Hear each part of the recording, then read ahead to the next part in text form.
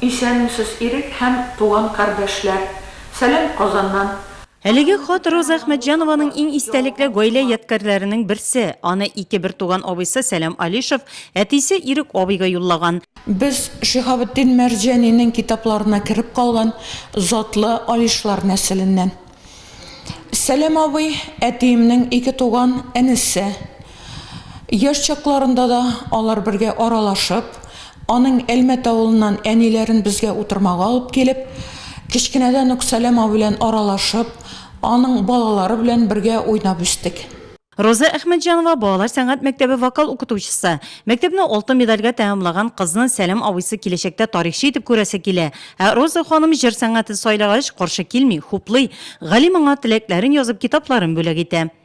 Сәлам абый да, минем әтием Ирек Исхак да, икесе дә тарих белгечләре.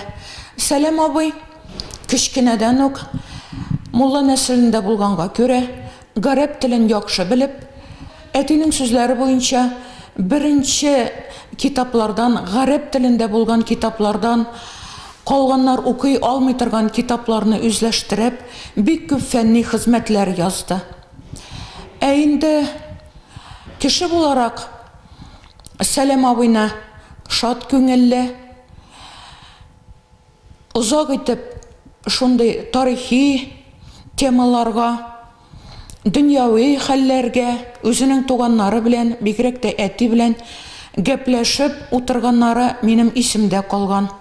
Тарихчы галим Сәлам Алишев 18 монография һәм китап авторы, 250дән артык фәнни мәкаләсе дөнья күргән.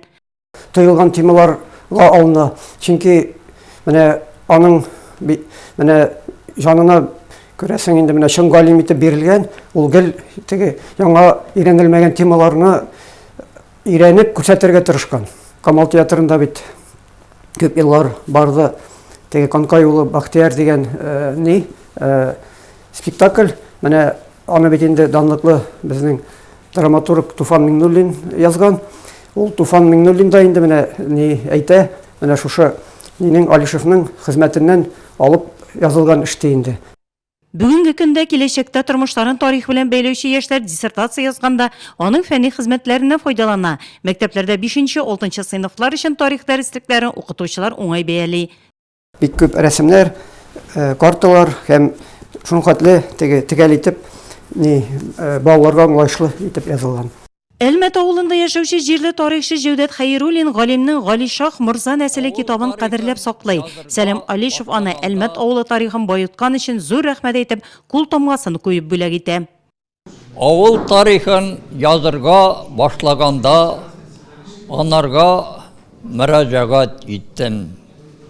Ул миңа хат җибәрде. Ул хатның эчендә язылган иде, кайдан материаллар алырга, ничек кулланырга. Тордылар безнең күршедә. Ул яшьли вакытта без бергә уйнап үстек кебек инде, бергә яшәдек алар белән. Республика үсешенә зур өлеш керткән тарихчы галим Сәлам Алишев һәм аның хезмәтләре бәяләп бетергесез.